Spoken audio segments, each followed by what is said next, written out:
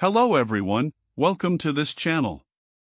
Let me begin with a question that almost every American asks at some point in life. How much money do I need to retire? This is not just about money. It's about whether you can wake up every morning without worrying about bills. It's about whether you can enjoy time with your grandkids, take that dream vacation, or simply sit on your porch with peace of mind. Some people say you need $1 million. Others say $2 million. Some say, I'll never have enough. But the truth is, the right answer is personal. It depends on your life, your health, your dreams, and your habits. Today, we are going to take a deep dive, step by step, into how to figure out your number. Think about this, most of us spend 30, 40, even 50 years working. Every week, every month, every year, we give our energy to our job. When the paycheck stops, what's left? Americans today live longer.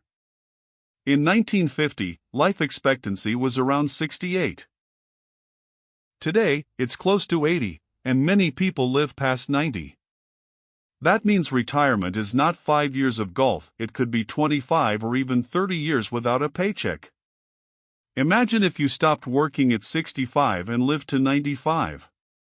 That's 3 decades. If you don't plan, those years could be filled with stress and fear. But with good planning, they could be the best years of your life.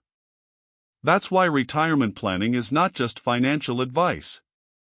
It is life advice. Experts give us rules. The 70 to 80% rule. You'll need 70 to 80% of your working income to live comfortably in retirement. The 4% rule, if you withdraw 4% of your savings each year, your money should last 30 years. So, if you have $1 million, you can take out about $40,000 a year. Add Social Security, and maybe you're fine. But here's the truth, those rules are just starting points. For some people, $40,000 is plenty. For others, it's not even close.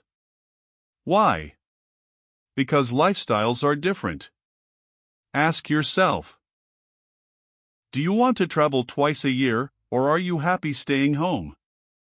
Do you plan to live in New York, where the cost of living is high, or in a small town where everything is cheaper? Do you have health issues that will cost thousands each year, or are you healthy and active? Do you want to leave money to your children, or just spend what you have? The answer depends on you. Let's look at the categories of retirement expenses in detail. 1. Housing. Housing is often the biggest expense. Even if you've paid off your mortgage, you still have property taxes, insurance, and repairs. A leaking roof, a broken heater, these things don't disappear when you retire. If you still rent, you must plan for rising rent costs. In big cities, rent can go up every year. 2. Healthcare. This is the most underestimated cost. Studies show that an average retired couple in America may spend $300,000 or more on healthcare in retirement. Medicare helps, but it doesn't cover everything.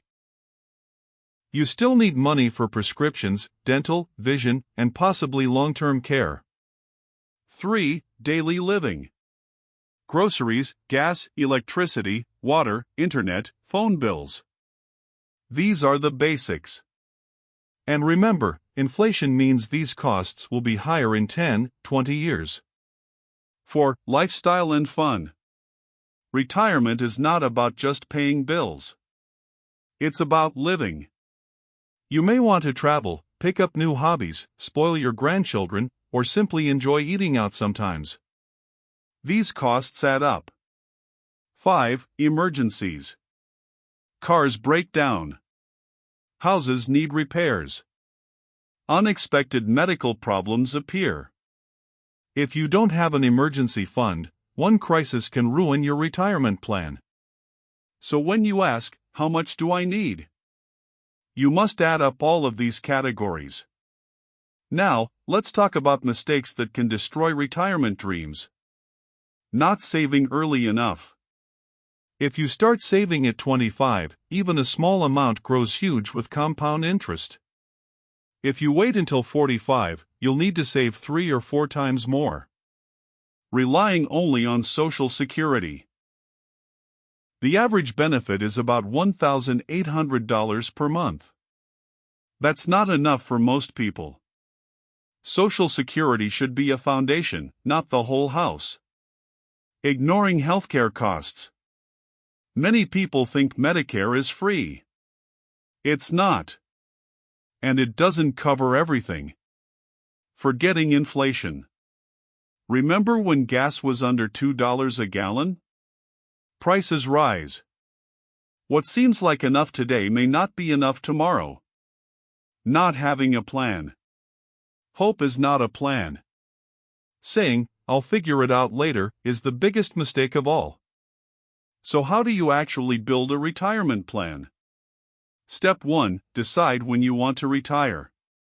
Do you want to retire at 65? 62? Or join the FIRE movement and retire at 50? Your timeline matters. Step 2. Estimate expenses. Write them down. Housing, food, healthcare, travel, fun, emergencies. Use today's numbers and then add inflation. Step 3. List income sources. Social Security, pension, 401k or IRA, savings and investments, passive income from rental properties or dividends, maybe part-time work you enjoy. Step 4. Close the gap. If expenses are higher than income, you must adjust. Save more. Work longer. Reduce lifestyle. Or create new income streams. Step 5. Review and adjust every year. Life changes. Health changes. Costs change. Review your plan annually and adapt. Think of it like driving a car across the country. You don't just fill the tank once. You check your map, your tires, and your fuel along the way. Let me share some real stories. John and Mary, from Ohio, they started saving in their 30s, consistently put money into their 401k, and paid off their house before 60. Today, they live comfortably on $65,000 a year from Social Security and investments. They travel once a year, play with their grandkids, and never worry about bills. Susan, from Florida, she worked hard but didn't save. She thought Social Security would be enough. Now she's 70, working part-time at a grocery store because her benefit only covers rent and food. She wishes she had planned earlier. These stories are not about judgment. They're lessons. Retirement can be a life of freedom or a struggle, depending on choices made years earlier. Remember, retirement is not only financial. It's emotional. For decades, your job was your identity. You were the teacher, the engineer, the nurse, the manager. Retirement takes that away. So you must plan not only for money but for meaning. What will you do each day? What will bring joy? How will you stay connected with family, friends, and community? Without purpose, even a wealthy retirement feels empty.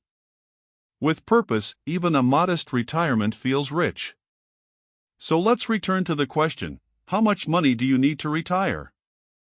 The answer is not a single number. It is your number. Enough to cover your needs, protect your health, enjoy your lifestyle, and give you peace of mind. For some, it may be $500,000. For others, $2 million. The dollar amount changes. But the goal is always the same: security, freedom, and dignity. Retirement is not the end. It's a beginning. A new chapter where you finally live life on your terms.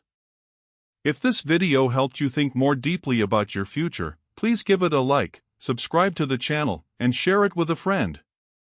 This is just the start of our journey together, learning how to build financial freedom and a happy retirement. Thank you for watching, and I'll see you in the next video.